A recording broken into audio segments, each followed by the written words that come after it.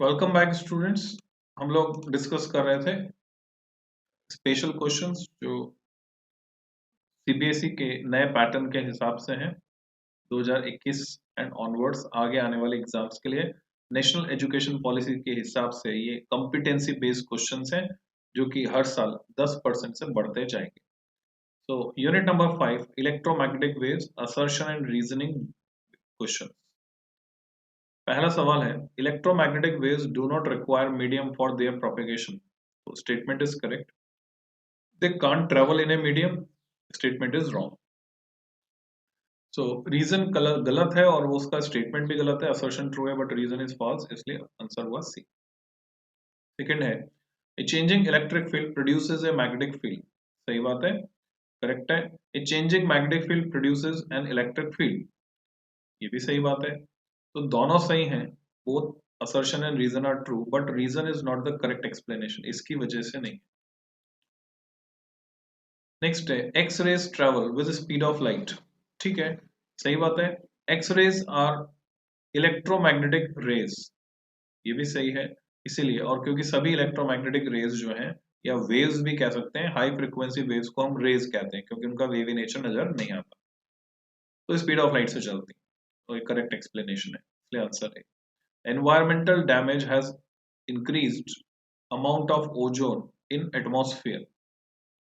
Environmental damage जो है amount of ozone बढ़ाएगा कैसे, गलत बात है, तो घटाएगा। Increase of ozone increases amount of ultraviolet radiation on earth, उल्टा है। ओजोन अगर बढ़ती है तो अल्ट्रावायलेट रेडिएशन घटते हैं, that's why answer is D, यानी दोनों ही गलत है। डी का मतलब both assertion reason are false. Next है इलेक्ट्रोमैग्नेटिक रेडिएशन एक्सर्ट प्रेशर। सही बात है। इलेक्ट्रोमैग्नेटिक रेडिएशन जिस भी सरफेस पर गिर रहे हैं उस पर प्रेशर लगाते हैं, उसको हम कहते हैं radiation pressure. Electromagnetic waves carry both momentum energy, ये भी सही बात है। तो प्रेशर लगाया भी इसलिए जाता है कि इनके अंदर मोमेंटम होता है, दैट्स व्हाई प्रेशर अप्लाई होता है। तो देखा जाए तो इसका आंसर बनना चाहिए ए, क्योंकि इलेक्ट्रोमैग्नेटिक वेव्स में एनर्जी भी है और मोमेंटम भी है, इसकी वजह से वो प्रेशर लगाते हैं। आंसर बी बनाया मतलब ये सही रीजन नहीं है, तो इसको अगर हम क्रिटिसाइज करें, इलेक्ट्रोमैग्नेटिक रेडिएशन एक्सर्ट प्रेशर, किसी के अंदर मोमेंटम है तो वो मोमेंटम में जो चेंज होगा वो फोर्स के बराबर होगा और force per unit area pressure के बराबर होगा। तो उस पॉइंट ऑफ व्यू से देखा जाए तो डायरेक्ट रिलेशन नहीं होने की वजह से ऑप्शन बी बना दिया, क्योंकि मोमेंटम और प्रेशर, मोमेंटम से प्रेशर तक जाने के लिए बीच में फोर्स आ रहा है, rate of change of moment, तो मोमेंटम में चेंज भी होना चाहिए, वो यहाँ पर स्पेसिफाइड नहीं है। नेक्स्ट है during discharging there is a magnetic field, there is magnetic field between plates of capacitor. ठीक है, क्योंकि इलेक्ट्रिक फील्ड वेरी करेगा और इलेक्ट्रिक फील्ड वेरी करेगा तो वहां मैग्नेटिक फील्ड एग्जिस्ट करेगा। Time varying electric field produces magnetic field. ठीक है, टाइम वेरिंग इलेक्ट्रिक फील्ड ही इस मैग्नेटिक फील्ड को प्रोड्यूस कर रहा है, that's why answer is in electromagnetic waves electric and magnetic field are perpendicular to each other. ठीक है, सही बात है। E and B are self sustaining, self sustaining होने से परपेंडिकुलर होंगे ये जरूरी नहीं है, तो रीजन करेक्ट एक्सप्लेनेशन नहीं है, that's why answer is B.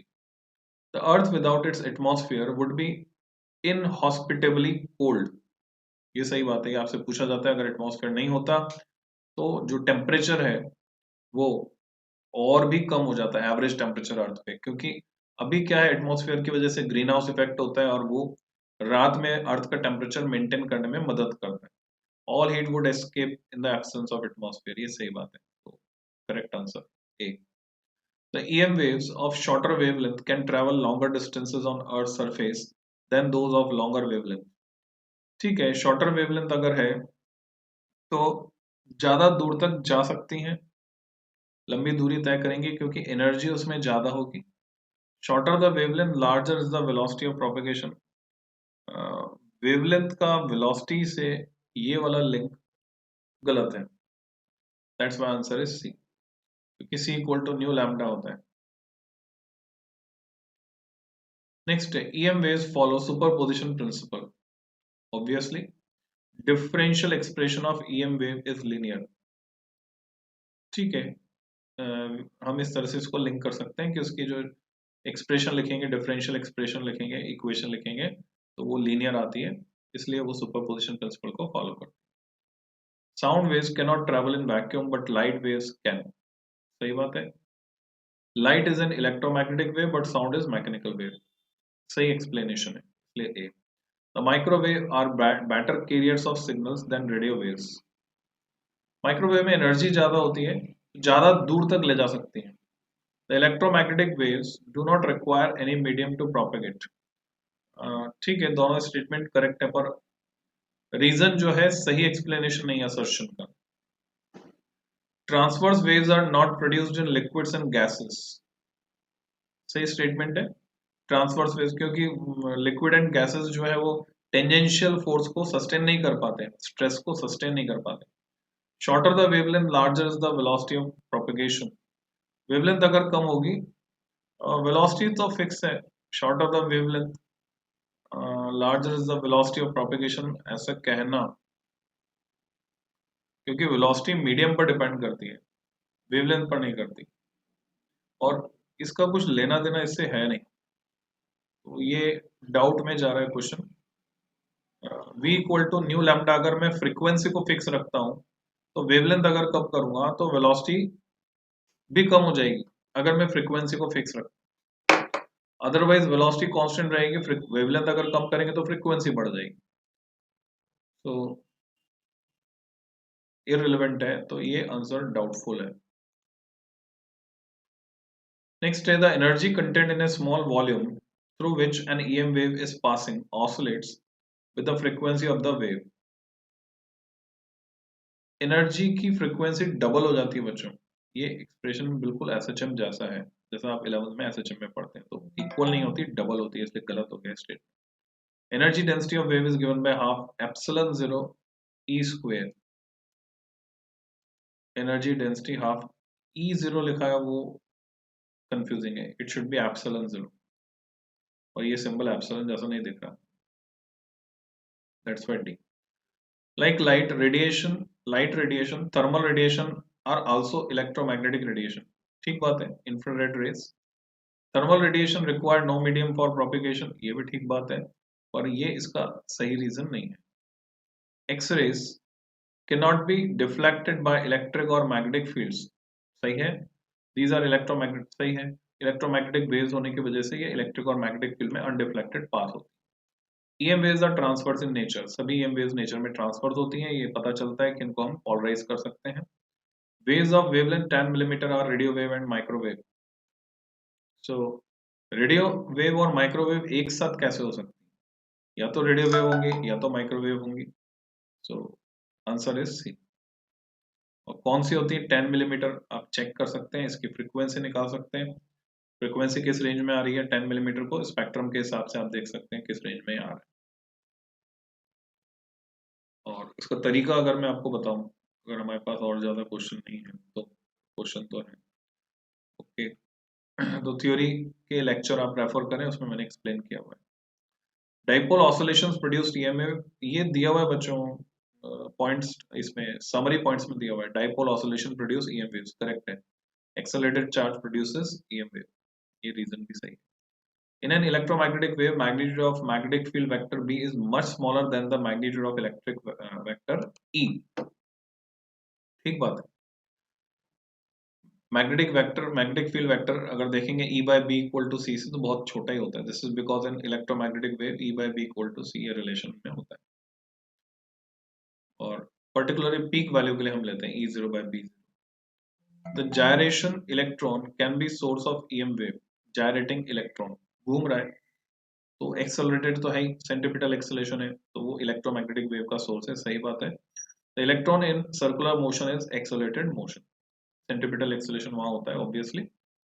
Next है EM wave interacts with matter and setup oscillations. ठीक है, interaction is independent of EM wave wavelength, नहीं ऐसा नहीं होगा।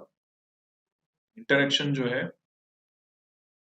वेवलेंथ पर डिपेंड करेगा कि वो जो सामने ऑब्स्टेकल है उसका साइज क्या है और उसकी वेवलेंथ क्या है, तो इंटरेक्शन उस पर डिपेंड करेगा ऑब्वियसली। इसको हम वेव ऑप्टिक्स में पढ़ते हैं। Next, when an EM wave going through vacuum is described as equal to E0 sin kx minus omega t, then omega by k is independent of wavelength. क्योंकि जब omega की value रखेंगे 2 pi by lambda, के की value वहीं से निकल के आती है, तो ये एक कांस्टेंट बन जाता है ओमेगा बाय के। तो वेवलेंथ इस एक्सप्रेशन में नहीं आती, वो कट जाती है, क्योंकि के में भी लैम्डा है, ओमेगा में भी लैम्डा है।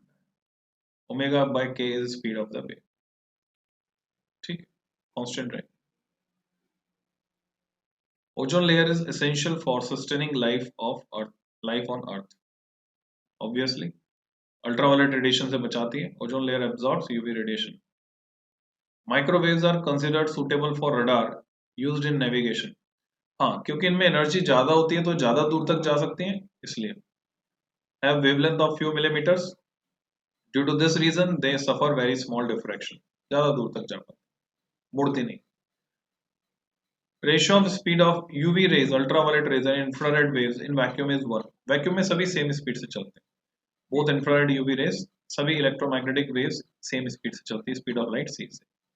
Welders wear face mask goggles during welding on eyes, ultraviolet radiation से बचने के लिए। Gamma rays are produce, gamma rays नहीं प्रोड्यूस होती, यूवी रेज प्रोड्यूस होती है, उनसे बचने के लिए, तो ये इसलिए option C. Next, infrared radiation are referred as heat wave. सही है, ये क्वेश्चन कई बार आ गया एग्जाम में। They get readily absorb by molecules in most material. यहाँ करेक्शन कर देते हैं,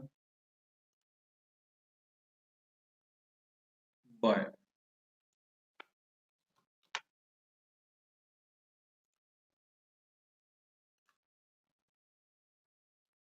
Next, ratio of frequencies of ultraviolet waves to infrared waves is greater than 1। Ultraviolet की फ्रीक्वेंसी ऑब्वियसली इंफ्रारेड से ज्यादा होती है। स्पेक्ट्रम में जब हम चलते हैं तो पहले इंफ्रारेड आती है, फ्रीक्वेंसी बढ़ती जाती है, लास्ट में गामा रे आती है, उससे पहले यूवी आती है। तो ये सही है, frequency of UV rays is more than infrared rays. Gamma rays are more energetic than X rays. सही है, क्योंकि फ्रीक्वेंसी ज्यादा है। Gamma rays are of nuclear origin, but X-rays are produced to sudden deceleration of high energy electrons while falling on a metal of high atomic number। ये भी सही है, पर ये उसका explanation नहीं है। The velocity of EM wave depends on electric and magnetic properties of medium। ठीक है, velocity जो है वो इलेक्ट्रिक और मैग्नेटिक एप्सिलॉन 0 और म्यू 0 पर डिपेंड करती है। C equal to 1 upon under root of mu 0 epsilon 0। Velocity of EM waves in free space is constant, वो भी सही बात है, पर ये इसका explanation नहीं है। तो बच्चों, ये हमने EM wave के assertion reason based क्वेश्चन किए। नेक्स्ट लेक्चर में मैं लूंगा केस स्टडी वाले questions. Till then, happy learning.